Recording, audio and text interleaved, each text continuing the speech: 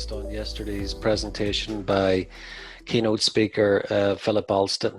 The first image you have up there at the moment is about a strike that started the year up here in the north of Ireland when 9,000 nurses from the Royal College of Nurses went on strike because their wages had effectively depreciated by about 15% as a result of the lost decade of austerity that followed the global financial crisis. And this has been caused by the neoliberal model of development, which Philip Alston talked about so eloquently yesterday. So everything had increased up here for nurses: food, utilities, clothing, rent, and so on.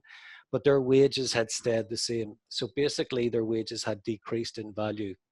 And this, to me, was an example of how our society was broken, our economy was broken, because we started to devalue highly prized professions like nursing, which we've discovered during COVID-19 have been absolutely essential to us surviving the pandemic and getting through from one day to the next. And then another story emerged over the summer, and that's on the second slide, Elaine, about the world's richest person, Jeff Bezos, who I'm sure many of you will be familiar with. The story was that he increased his fortune, his personal fortune, by 13 billion in just one day because there was a surge in the share price of Amazon because so many people were shopping online during lockdown. So under the neoliberal economic system that's dominated and driven development over the last 40 years, we've seen these wealth extremities. On the one hand, billionaires like Jeff Bezos, and 2,000 billionaires control as much wealth apparently as 4.6 billion people. And on the other hand, nurses who are becoming devalued and treated really with contempt by the global economic system. And when I thought about this as a development educator, I thought that our sector doesn't really talk about neoliberalism as part of our practice. It's really cast into the margins. It's not really central to what we do. It's not central to the work that we do with learners. And so the first challenge I want to toss out to the conference is to ask is whether we can bring neoliberalism and the whole debate around that more centrally into the discourse that we have with each other, and also into the discourse and the practice that we have with learners, so that we're talking about the impact of neoliberalism on society and the impact that it has on each other.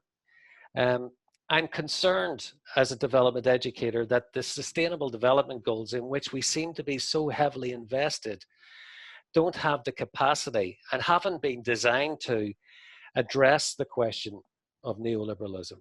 In fact, they seem to be complicit with the same pro-growth, pro-neoliberal, pro-GDP model of development that has created the problems that the SDGs themselves are trying to fix.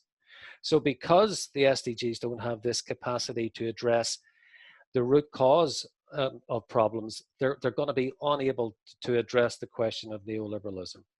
And this was borne out, I think, yesterday in the presentation by Philip Alston. So my second challenge to the conference is, could we have an honest conversation about the capacity of the goals to deliver on their objectives? Because I'm concerned on the one hand that the goals are calling for economic growth. For example, goal 8 talks about sustainable economic growth, and target 8.1 encourages the least developed countries to increase GDP by 7% by 2030. How is that target consistent with limiting global warming to 1.5 degrees above the pre-industrial average as called for by the IPCC?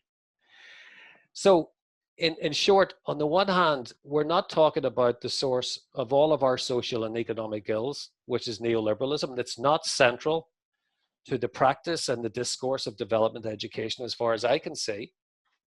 And on the other hand, we seem to be over-invested in the success of the SDGs, even though, as Philip Alston made clear yesterday, it's very unlikely that the goals are going to be met.